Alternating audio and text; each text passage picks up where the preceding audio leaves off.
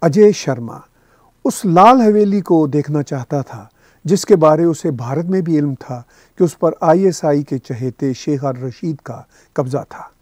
اجے شرما تو بس اسے دیکھنا چاہتا تھا اور اس حویلی کے ساتھ ان تمام گلیوں، بازاروں، مندروں، گردواروں اور چوباروں کو جن کے بارے اس نے سن رکھا تھا کہ تقسیم سے پہلے ان علاقوں میں اکثریت ہندوؤں اور سکھوں کی تھی۔ اجے کے باپ دادا پنڈی سے تعلق رکھتے تھے، اس نسبت سے اس کے بہت سارے رشتہ دار اور ملنے والے بھی پنڈی وال تھے۔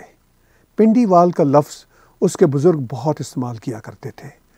وہ خود تو دلی میں پیدا ہوا تھا مگر پنڈی بچپن سے ماتا پتا نے اس کے اندر بو دیا تھا۔ اب وہ پنڈی کے ساتھ والے شہر اسلام آباد کی بھارتی ایمبیسی میں کام کرتا تھا اور اسی شہر میں اس کو ایک گھر ملا ہوا تھا، مگر اسے اسلام آباد سے کوئی دلچسپی نہ تھی۔ وہ پنڈی گھومنا چاہتا تھا اور پھر اگر موقع ملتا تو شاید لاہور، قصور، ملتان، سرگودا اور ہو سکے تو پورے پنجاب کی سیر کرتا۔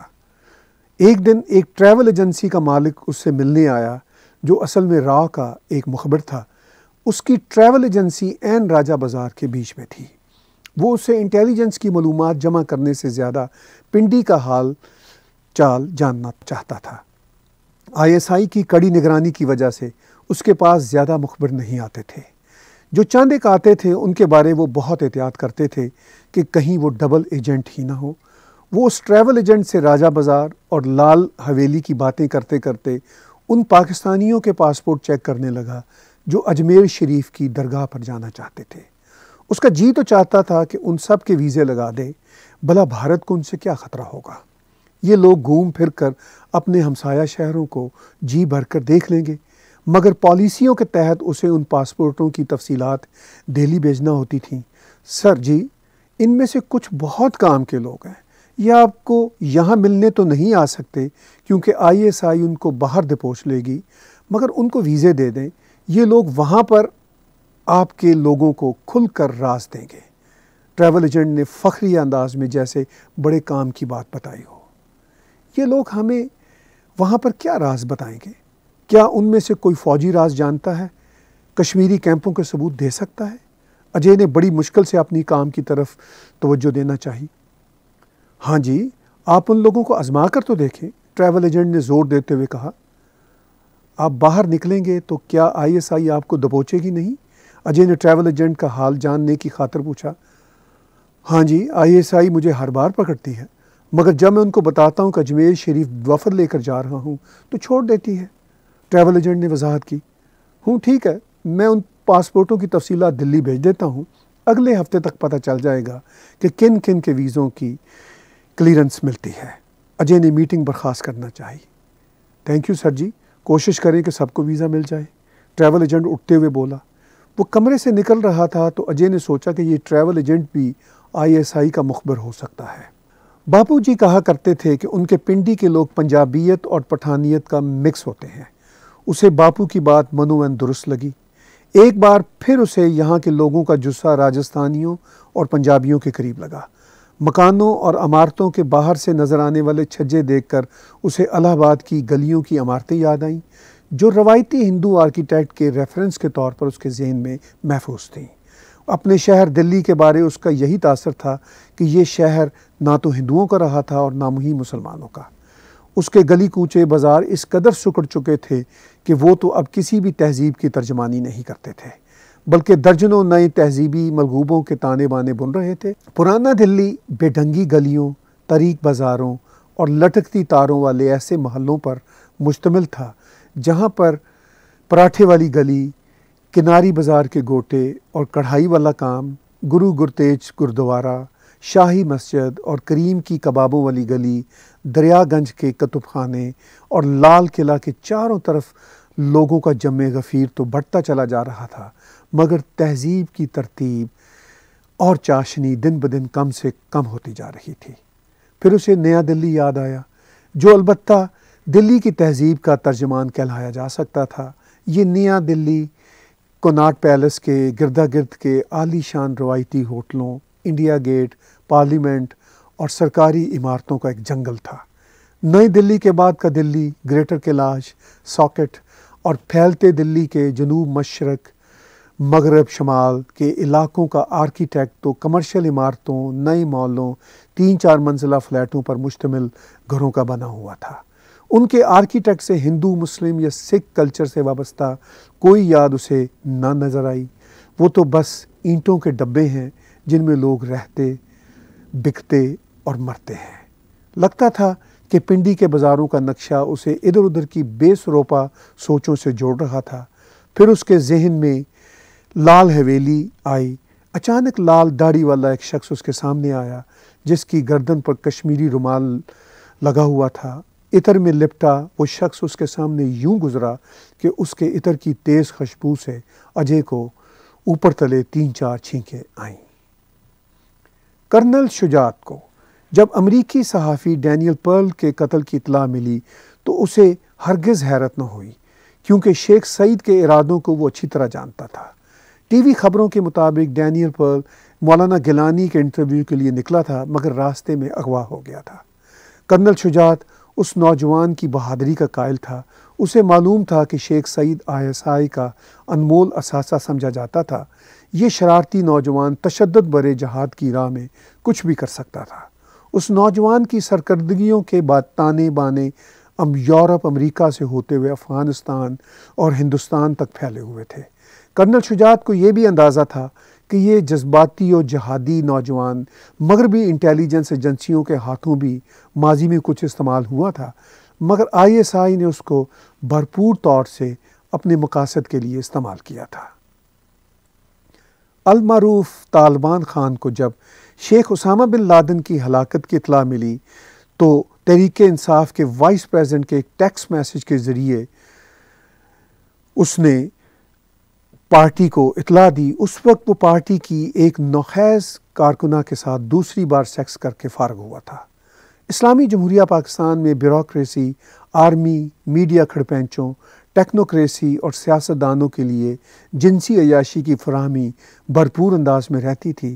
طالبان خان نے نوخیز کارکنہ کو اونگتا چھوڑ کر اپنی شلوار کرتا کو ڈھونڈا۔ ویگن جیسے ہی اس چھوٹے سے قصبے سے رات کے 1 بجے نکلی تو سیاہی کی چادر نے اس کو اپنی لپیٹ میں لے لیا۔ جلال شاہ کو اس موٹر کی کھڑکیوں کے کھڑکتے شیشوں کے شور میں بارش کے موٹے چھینٹوں اور گرجتے بادلوں کی چنگھاڑ کے علاوہ کچھ اور سنائی نہیں دے رہا تھا۔ اس نے بوڑھی عورت کی جانب والی کھڑکی سے باہر نظر دوڑانا چاہی تو کچھ بھی دکھائی نہ دیا۔ اس نے اپنے تھکے ہوئے ذہن و بدن کو سکون دینے کی خاطر آنکھیں میچنا چاہیں، مگر دماغ بھلا کیسے حالت سکون میں آتا۔ اسے یہ فکر ستائی جا رہی تھی کہ اگر راستے میں پولیس کی کسی چوکی پر تلاشی ہوئی تو وہ یورینیم کے نمونوں والی 2 شیشیوں کو کیسے چھپا پائے گا۔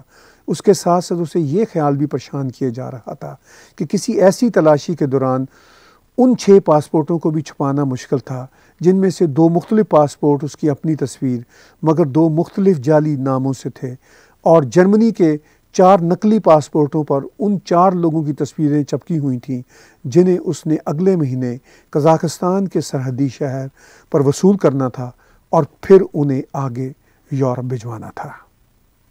وہ ایک سنہری حسین دن تھا۔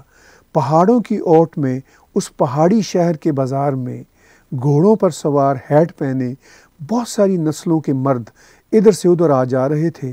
اسی طرح بہت ساری نسلوں کی عورتیں بھی اپنے اپنے مخصوص لباس پہنے ایک دکان سے اگلی دکان اور پھر اس سے اگلی دکان کی سیر کر رہی تھیں۔ جلال شاہ سوویت یونین کے شہر میں فریفتہ اس بازار کے ایک پلاؤ ریسٹورنٹ میں بیٹھ گیا اور پلاؤ کباب کھانے کے ساتھ ساتھ آتے جاتے لوگوں کی رنگا رنگی کے طلسم میں کھو سا گیا۔ بیئر کی دوسری بوتل کے ساتھ کباب اور پلاؤ کا آرڈر دیتے ہوئے غور کیا۔ اسی سوویت یونین نے امریکہ اور دیگر مغربی طاقتوں کے معاشی تسلط اور سامراجیت کے حصار کو توڑتے ہوئے یورینیم، کلاشنکوف، ٹینکوں اور آبدوزوں کو عام کر دیا تھا۔ اب میرے جیسا عام بندہ بھی ان اشیاء کی خرید و فروخت میں ایجنٹی کر سکتا ہے۔ یہ تینوں مقامی طائفہ ہیں، اولگا نے ساتھ بیٹھی تانیہ کو سرگوشی میں بتایا۔ لفظ مقامی طائفہ جب جلال شاہ کے کان میں پڑا تو اس نے انہیں اس تجسس کے ساتھ دیکھا کہ بھلا یہاں کی مقامی طائفیں کس طرح کی ہوتی ہیں۔ وہ جلال کو اسی طرح کی سجائی دیں جس طرح کی اسے سینٹرل ایشیا میں دکھائی دیتی تھیں، جو زندگی کا کوئی رستہ نہ دکھنے پر فقط پیسوں کی خاطر اپنا جسم بیچنے پر مجبور ہو جاتی تھی۔ کیا ٹائم اسکوائر کے اوپر چینی نیوز ایجنسی کا بل بورڈ امریکہ کی آزادی کا منہ بولتا ثبوت ہے، یا پھر ایک کمیونسٹ ملک ایک سرمایہ دار ملک کی کھلی منڈی سے فائدہ اٹھاتے ہوئے اپنی پروپیگنڈے کا پرچار کر رہا ہے؟ شیخ نے ٹائم اسکوائر نیو یارک کی تھیٹر نما بینچوں کی سیڑھیاں چڑھتے ہوئے سوچا۔ آخری سیڑھی پر پہنچ کر اس نے اوپر نگاہ دوڑائی تو سب سے نیچے کوکا کولا کا سائن تھا، اس کے اوپر سیمسنگ کا تھا اور اس کے اوپر ین ہوا نیوز ایجنسی کا تھا۔ ان تینوں بڑے سائن بورڈز کے آس پاس درجنوں دیگر سائن بورڈز ایک گرم دن کی تیز دھوپ میں تیز روشنیوں اور تیز رنگوں کے جلووں میں یوں جل بجھ رہے تھے کہ تیز دھوپ بھی ان کی چمک دھمک کو دبانے سے قاصر تھی۔ شیخ کو گرمی بہت غیر معمولی محسوس ہوئی۔ اس نے اپنے موبائل فون پر درجہ حرارت کو دیکھا تو 90 فارنہائٹ کا ہندسہ دیکھ کر اس گرم دن کی حقیقت کا مزید اندازہ ہوا۔ گرمی سے اپنا دھیان ہٹاتے ہوئے اس نے چینی نیوز ایجنسی ینہوا کے سائن بورڈ کے ماہانہ خرچہ کو جاننے کی غرض سے موبائل فون سے گوگل کیا تو نیو یارک ٹائمز کی ایک سٹوری کے مطابق ماہانہ خرچہ 3 سے 4 لاکھ امریکی ڈالر نکلا۔ موسم اور چینی نیوز ایجنسی کی لاگت کو گوگل کرنے کے دوران وہ ٹائم اسکوائر کی سب سے اوپر والی سیڑھی پر اس خیال سے بیٹھا تھا کہ وہاں سے بیٹھ کر اس مشہور چوراہے کی ٹریفک اور لوگوں کے ہجوم کا مشاہدہ کرے گا، مگر گرم سیڑھی نے چند منٹوں کے اندر ہی اس کے چوتڑوں کو جیسے جھلسا دیا تھا۔ سب سے پہلے کیا لکھنا چاہو گے؟ ٹریسی نے مزید جیلسی کے ساتھ پوچھا۔ میں ایک ناول بھی لکھنا چاہتا ہوں اور بہت سارے صحافتی آرٹیکلز بھی۔ شاید ایک آرٹیکل سے لکھنا شروع کروں گا۔ شیخ وائن کی چسکی بھرتے ہوئے بولا۔ ایک آرٹیکل صدر ٹرمپ کے بارے؟ شیخ نے چپکے سے کہا کہ جیسے ریسٹورنٹ میں ساتھ کی میز پر بیٹھا کوئی سن نہ لے۔ ٹرمپ کے خلاف؟ ٹریسی نے بھی چپکے سے کہا۔ ٹرمپ کے حق میں؟ تم تو جانتی ہو کہ میں اس کے حق میں ہوں۔ شیخ نے اپنے الفاظ چباتے ہوئے کہا۔ میں جانتی ہوں تم اس کے حق میں ہو، مگر اس کے حق میں تو اس کے اپنے بھی نہیں لکھتے، اور اس شہر میں تو اس کے حق میں ویسے بھی کم لوگ رہتے ہیں۔ ٹریسی نے جیسے دکھ سے کہا۔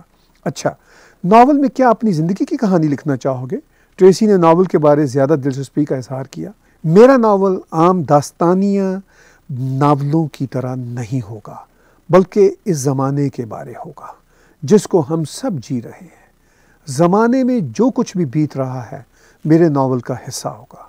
ان ریسٹورانوں کے نقشے، اونچی اونچی نیون سائنز والی بلڈنگوں کے چرچے، طوفانوں اور سیلابوں کے تذکرے، دہشت گردی کے واقعات، دنیا کے سیاسی مد و جزر، جعلی اور اصل دانشوری کے مسئلے، فیک نیوز اور فیکٹ نیوز کی بحثیں، انسان کے جنسی سکینڈلز، مایوسیوں اور خدشات کے نتیجے میں جنم لینے والے پاگل پن، بے بسی اور لعن طعن کی زندگی، دنیاوی کامیابی و کامرانی سے سرشار لوگوں کے کھوکھلے پن، آرٹ کے مقابلے کا حسد، مذاہب کے ڈھکوسلے اور موازنے، دانشوری کے روب جھاڑنے والے فیشنی رویے۔ شیخ اپنے موضوعات کی فہرست بڑھاتے ہوئے رکا تو ٹریسی نے کندھے اچکاتے ہوئے کہا، واو، حیران کن سنجیدہ موضوعات کے بارے لکھنا چاہتے ہو۔ مجھے کہنا چاہیے کہ مجھے تمہارے ساتھ پر فخر ہے۔ یہ کہہ کر ٹریسی نے اپنا وائن کا گلاس شیخ کے وائن کے گلاس کے ساتھ ٹکرایا۔ آپ سب میرے ناول کا انتظار کیجئے۔ مجھے ایک اچھا پبلشر چاہیے جو اسے اردو، ہندی اور انگریزی میں شائع کر سکے۔ مجھ سے میرے ای میل ایڈریس tahirgora@gmail.com پر رابطہ کیجیے۔